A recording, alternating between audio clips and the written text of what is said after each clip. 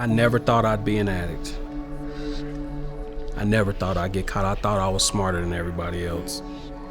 I never thought I'd disappoint my father. And it didn't just start with one day I went from using pot to using something harder. I started dealing drugs in like the 8th grade. So that's a very complex part of my story that led into addiction.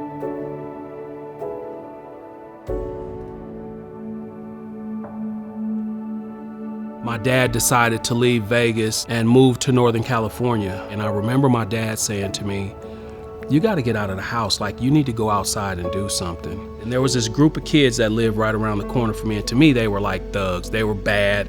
Eventually, being kind of forced to go outside, I started playing ball with these kids and started hanging out. And so that's where the mischief started for me. It started with, some cannabis use.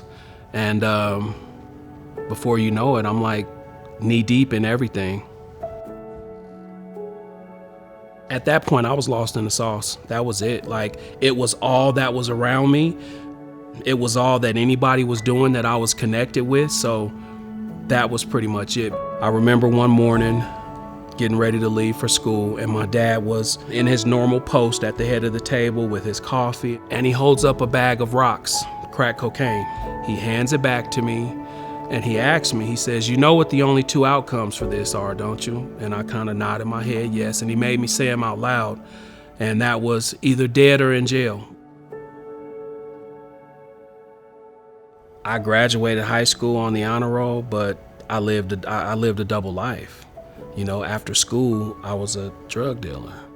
Had an opportunity to go to a community college with a scholarship. I turned it down because I wanted to deal drugs. Once I started getting arrested, the usage started to become more and the dealing was less. And before you know it, I'm trapped off in an area where all I did was find ways and means to use and get more. My life was a total wreck. Incarceration, homelessness. So May 25th, 2001 was the date that I knew that if I didn't do something different, I probably wouldn't be existing much longer. There are people that you would never think of that are hooked on opioids. It's a huge issue. It's bigger than an issue. It's ginormous.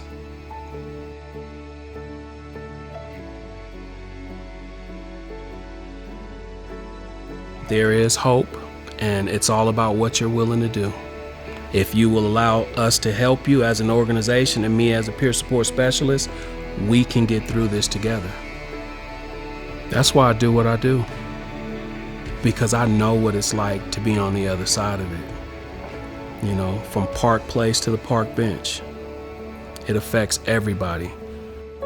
I never thought I would find my calling. I never thought that I would be where I'm at right now today. I never thought that I would be able to live such a fulfilling life. You can't do it alone. You do not have to stay stuck where you are right now. You can do something different. If you're struggling with an opioid abuse, I'm here to tell you as a living witness that help is out there. Hope is possible. All you have to do is want it.